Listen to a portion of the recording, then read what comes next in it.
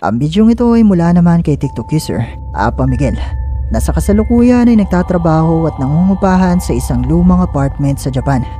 At sa bidyong ito habang ipinapakita niya sa kanyang mga followers kung gaano ka nakakatakot ng manirahan sa mga lumang apartment sa Japan, ay merong narinig at nakita ang ilan sa kanyang mga viewers. Narito ang video at panoorin mo ito ng mabuti. Hi! Kakarating ko lang galing trabaho. It's 7 PM na. Kakarating ko lang. I don't know kung overtime yun. Gusto ko lang ipakita sa inyo yung lugar ko. Tingnan nyo ang dinatatnan ko dito kapag gabi ako umuwi. Look at that. Tingnan yung apartment ko. Wala akong kapitbahay dito. Walang mga tao dyan. Tapos dyan ako na-stay sa taas sa second floor. Dito walang tao. Pero minsan may sumisilip na matanda dyan. No way! Wala lang. Pero alam niyo ba, hindi kayo maniniwala sa akin. Sobrang saya ko sa apartment na to. Dahil dito sa Japan, bawal talaga dito ang maingay. Maraming kapitbahay ang pwedeng magreklamo. Kapag maingay ang tao dito. So, napakaswerte ko kasi wala akong kapitbahay. Hindi, walang tao sa mga bahay na katabi ko.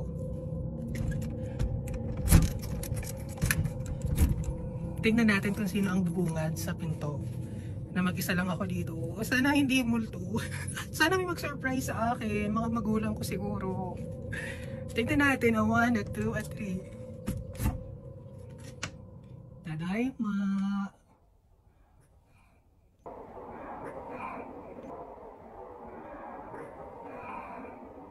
Wala naman multo. Tinakot yung sarili.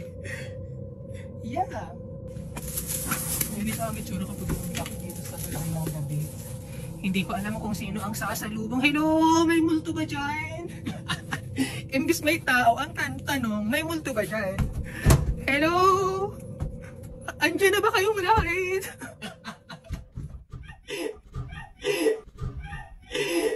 Ewan ko, feeling ko takot din sa akin ang mga multo.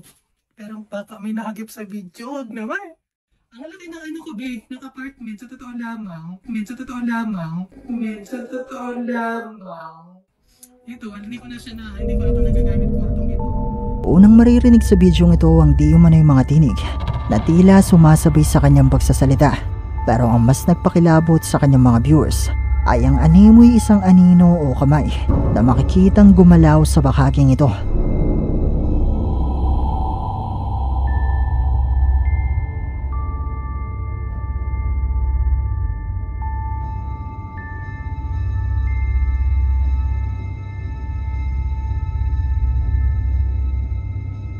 Marami ang naniniwala na posibleng isang multo ang nahagip na ito ng kanyang kamera. Lalo pat may mga paniniwala na karamihan sa mga lumang apartment sa Japan ay haunted. Pero isa nga kaya itong multo? Kayo na bahalang umusga.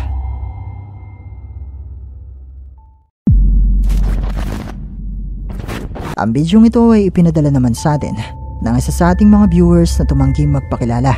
At mula naman di umano ito sa isang lalaki na mahilig mag-overnight camping sa mga gubat. Pero isang gabi habang siya ay nasa gitna ng isang kagubatan ay meron siyang narinig na talaga namang nakapangingilabot. Man, this place is so lonely. Imagine just being lost out here. It feels like this would never end.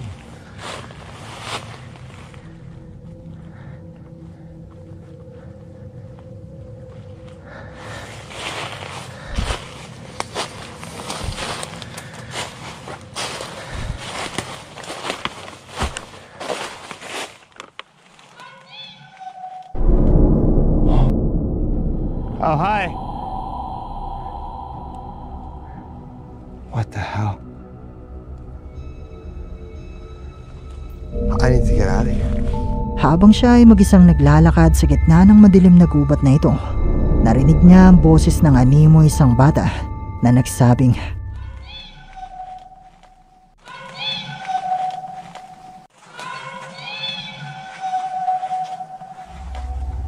at bagamat kinalabutan siya ay sumagot naman siya dito, pero hindi na ito muli pang nagsalita Dahil dito ay dali-dali siyang bumalik sa kanyang tent at nagpa siyang manatili na lang dito hanggang sa muling sumikat ang araw.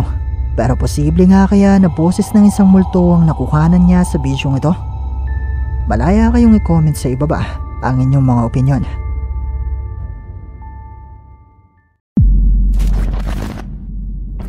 Ang Japanese ghost hunters na sina Tomo at Hiro na may-ari ng YouTube channel na Umaga Toka Film ay kinontak ng isa sa kanilang mga viewers para paimbestigahan ang isang abandonadong hotel sa Japan na pinaniniwalaang haunted. Ayon sa kanilang viewer ay pinuntahan nila ang gusaling ito para subukan ang kanilang tapang. At dito nga ay nakarinig sila ng mga yabag at boses. At mula di umano sa isang kwarto ng hotel ay nakita nila ang isang matandang babae na nung una ay nakatingin at nakangiti sa kanila. Nagtanong ito kung ano ang ginagawa nila bago ito umalis at bigla na lang maglaho. Sa kanilang palagay ay posible di umano na ito ay ang multo ng matandang babae na sinasabing nagmumulto sa hotel na ito. At sinubukan niyang mag-imbestiga ni Tomo at Hiro para alamin kung totoo nga bang haunted ang hotel na ito.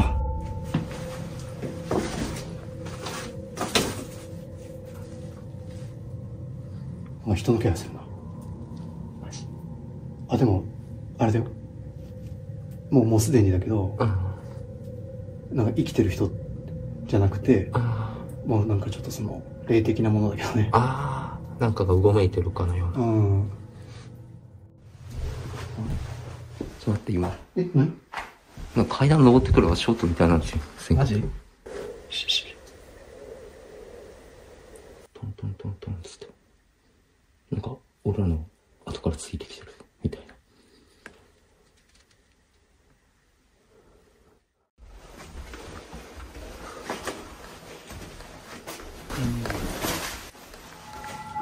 なんか言ってるの？いけない。飲めてない？いけないいけない。マジ？怖っ。めっちゃ声聞こえたな今。トモさんなんか言ったのかと思った。マジ？いやだって足音もさ後ろから聞こえてきてたから。な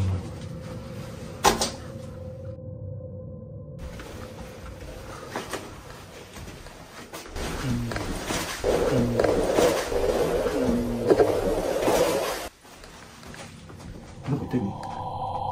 してるね。嘘？してるしてるしてる。足音？声してる。なんかずっとついてきてる。ちょっと待って。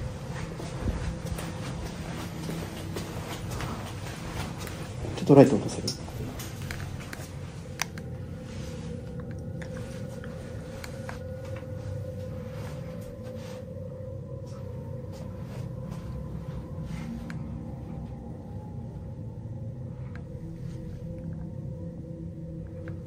まあまあまあ、何も異常はない。ちょっと4階までって聞いてたけど、まさかの5階があったとは。ね。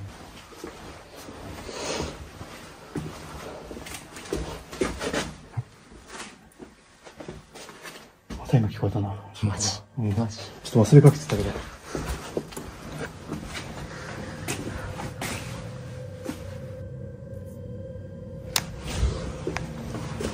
まあやっぱりなんかがうごめいてる。いや全然違うよ。ね。めっちゃ声したんだけど今。マジ？ちょっと。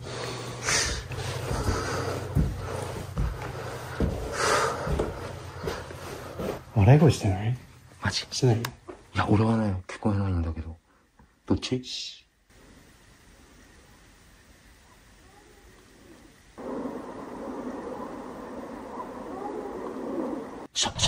てるよね。したね。どっち？やばいやばいやばい。誰か。このフロアからしたよ。マジか。このフロアからだよ。Nagumpisa silang makarinig ng mga boses at yabag at ilang beses silang napahinto dahil sa kanilang pakiramdam ay may sumusunod mula sa kanilang likuran. Pero wala naman silang nakikitang kahit ano. Makalipas ang halos isang oras na pag-iikot ng dalawa ay nagdesisyon sila na saglit na magpahinga at magsalitan sa pag-iimbestiga. At ang unang ang pumasok ay si Hiro. 411から417を行って、もしさっきと同じように、開かなかったり、分かんなかったらもともさんに交代だ。こっちは3階だもんね。もう待って、めっちゃ声するやん、上から。はあ、怖っ、ちょっと待って、怖えな。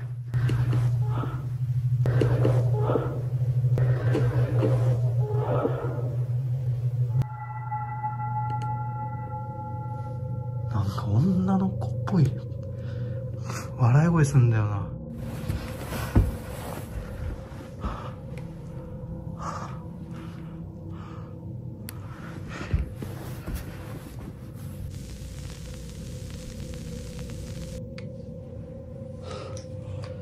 マジやばい、ここ。マジで2人で来ればよかった。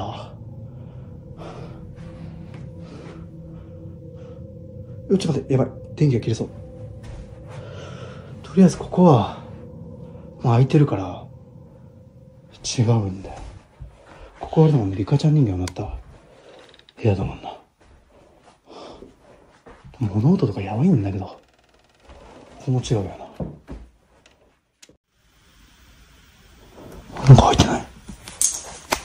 ちょっと待って、誰かいるわ。ちょっとなんか今子供みたいなやばった。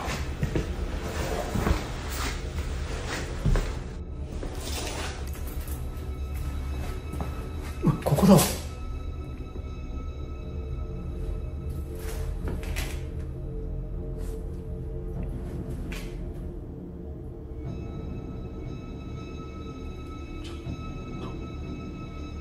身内かな。すいません。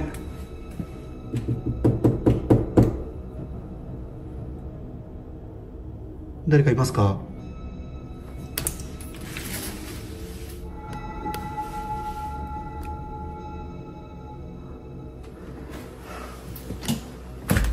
ここあかんかったとこだよね。ちょっと子供みたいなの見えたんだけど。誰かいますか？子供がいるわけない。ここあかんかったとこだよな、さっき。い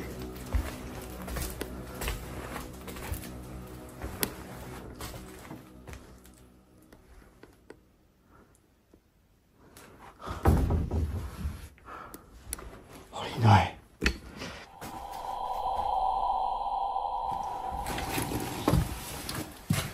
ここだったかな、さっきの。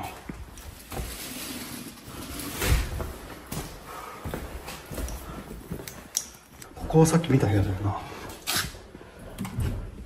うわ、びっくりした。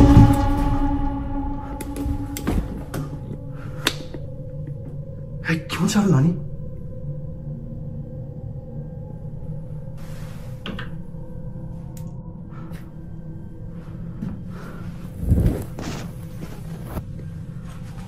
キモ。も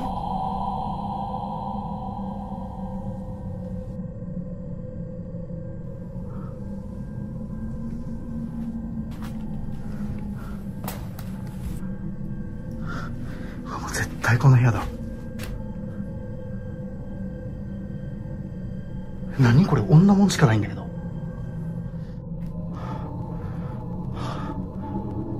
ばすぎるって。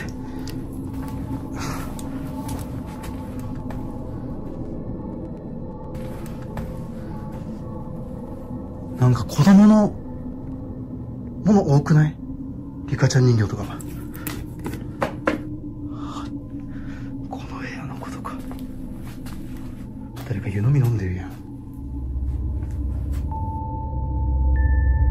Habang nasa ika-4 na palapag si Hiro, nakita niya mula sa bahaging ito ang animoy kamay ng isang bata na isinara ang pintuan.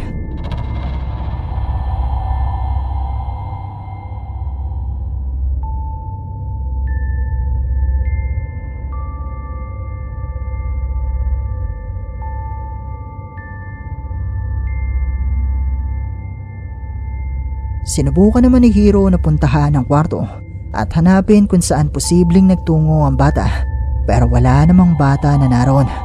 Pero sa kwartong ito ay nakita ni Hiro ang napakaraming damit na nakasabit, at ayon sa kanya ay posibleng ito ang kwarto na tinutukoy ng kanilang viewer, kung saan nila nakita ang di umano'y matandang babae. Tinawagan ni Hiro si Tomo na dumating naman para silipin din ang nasabing kwarto, At matapos nito ay muli silang nag-imbestiga sa magkahiwalay na palapag. 映せないんだけど、なんか、何これ。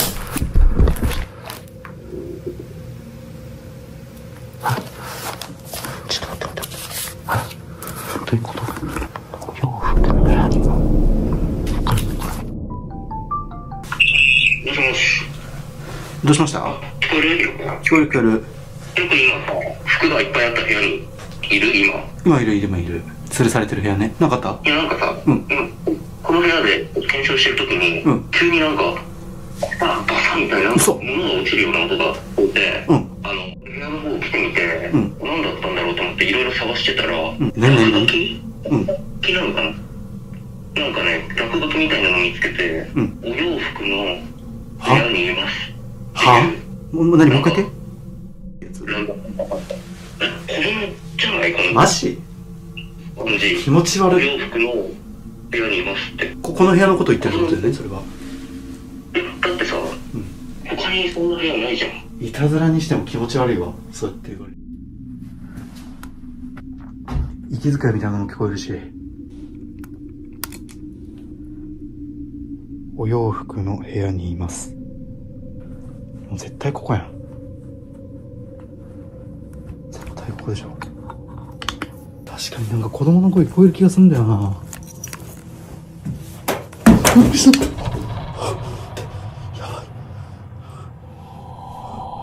ばい。落ちたんだ。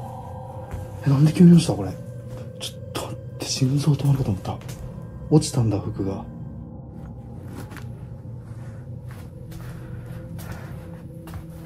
あれ、ここのやつも一個取れたな。これか。引っ掛けたやつが全部取れたんだ、今。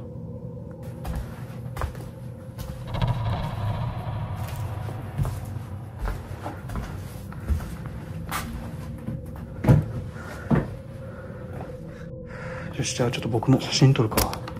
トモさんが、撮ったように写真撮ります。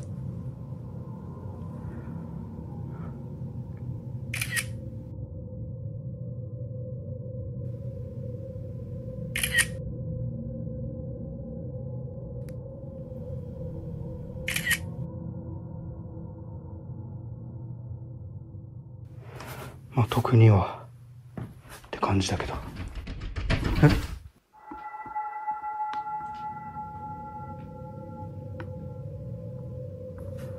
外に誰かいる？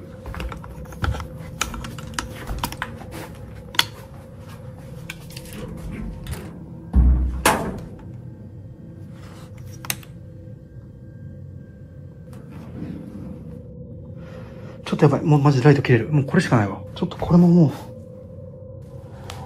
行こうかな。やばい。切れた。ちょっと待って、ライト切れた。ちょっと待って。もうこのナイトショットしか映んないわ。肉眼はちょっと今ほぼ見えてないです。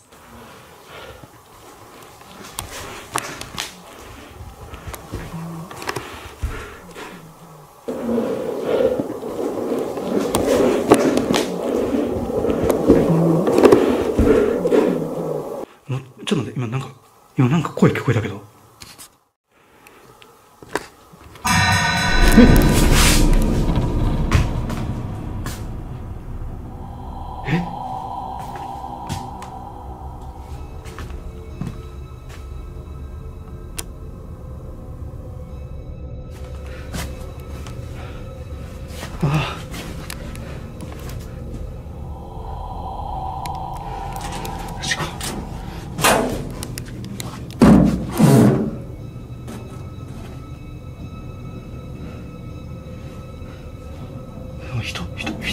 人立ってるように見えたんだけど、最後。Nakakita si Tomo ng isang sulat mula sa isang kwarto sa ikatlong palapag na may mga katagang nasa kwarto ako ng mga damit, na siyang kwarto kung nasaan si Hiro ng mga oras na ito. Kaya naman agad niya itong ipinaalam kay Hiro, at noong una ay inisip nila na isa lang itong prank. At nang malobat na nga ang flashlight ni Hiro ng mga sandaling ito, nakita niya mula sa kanyang night vision camera ang isa sa mga damit na pambabae na nakatayo.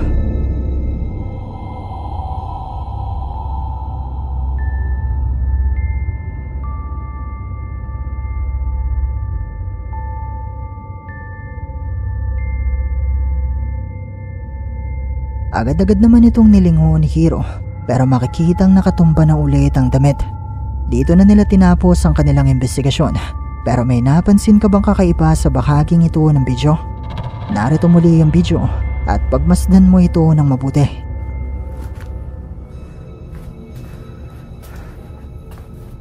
ここのやつも一個取れたな。これか。引っ掛けたやつが全部取れたんだ今。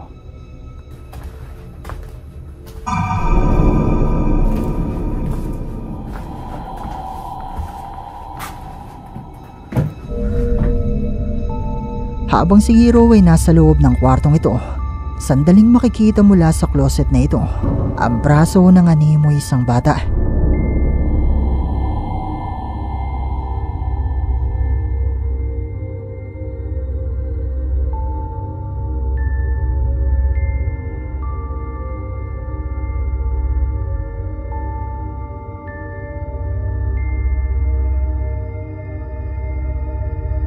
Ang mga tunog at mga pagpaparamdam kayang ito na naidokumento ni Tomo at Hiro ay mga patunay na totoong haunted ang abandonadong hotel na ito sa Japan. Mga multo nga kaya ang nakuha ng ito ng kanilang kamera. Kayo, ano sa palagay nyo?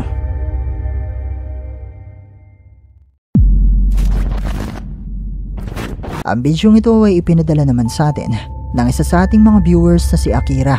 At mula naman di umano ito sa isang lalaki sa Mexico na kinukuha na ng nabili niyang pwesto. Pero sa simpleng bidyong ito ay tila meron di umanong nahagip ang kanyang kamera. Nakakaiba. La Santa Muerte fue captada en Medellín de Bravo en Veracruz. Que barrió la basura de allá, pero hasta ahí. Pero mira toda esta madre, güey. Yo sé que no es su responsabilidad de ella, ¿no? Lógico. Pero no, sí está muy de la verga, toda esta madre está muy jodido. Hay que tratarle, bueno, voy a tratar de darle en estos días forma para que no se vea tan jodido. Acá se ve limpio, pero como ya esa madre también lo voy a tirar a la verga, pues en fin de cuentas no me ocupa. De que no, esa puta madre no voy a tratar de romper. Pero sí, no, hay un chingo de cosas que no, ya no aplican aquí. Y pues hay que tirarlo. Sa umpisa ay wala ka namang mapapansing kakaiba sa bidyong ito. Pero mula sa bahaging ito, makikita ang paglitaw ng isang itim na figura ng animo isang tao. Pero nang muling ang pumaling ang kamera dito, ay wala na ito.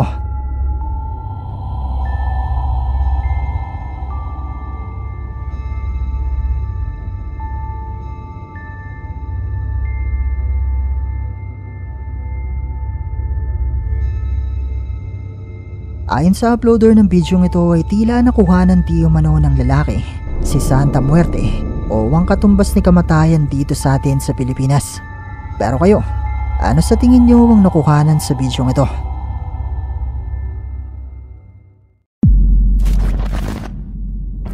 Ang bidyong ito ay ipinadala naman sa atin ng isa sa ating mga viewers na tumangking magpakilala. At mula naman di umano ito sa livestream ng isang mag-asawang ghost hunter sa UK na hindi na di umano niya maalala ang pangalan. Ayon sa kanya ay kuha di umano ito sa isang abandonadong gusali sa UK na kung saan ay may nakuhanan silang kakaiba na nagpakilabot sa kanilang mga livestream viewers. Seeing an image of a man in white like a doctor.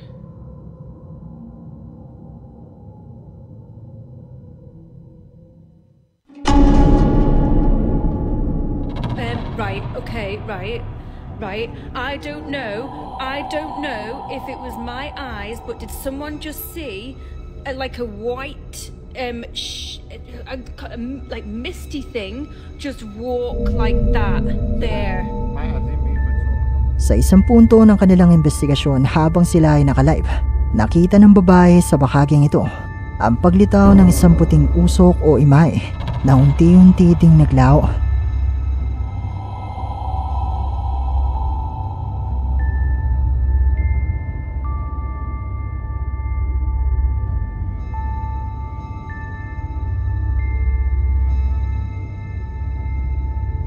Ayon sa ating sender ay naniniwala di umano ang mag-asawang ghost hunter na ito at ang kanilang mga livestream viewers na isang multo ang nakuhanan nila nung gabing ito. Pero katulad pa rin ng palagi kong sinasabi, nasa inyo na kung maniniwala ba kayo o hindi. At dito na nagtatapos ang ating video. Kung nagustuhan mo ang video ito, sana ay mag-iwan ka ng like at ng iyong komento. At kung hindi ka pa nakasubscribe sa channel na ito, ay mag-subscribe ka na at i-hit mo na rin ang notification bell para updated ka sa mga bago nating upload. O paano? Paalam mo na sa ngayon at kita-kits na lang sa susunod nating video. Maraming salamat!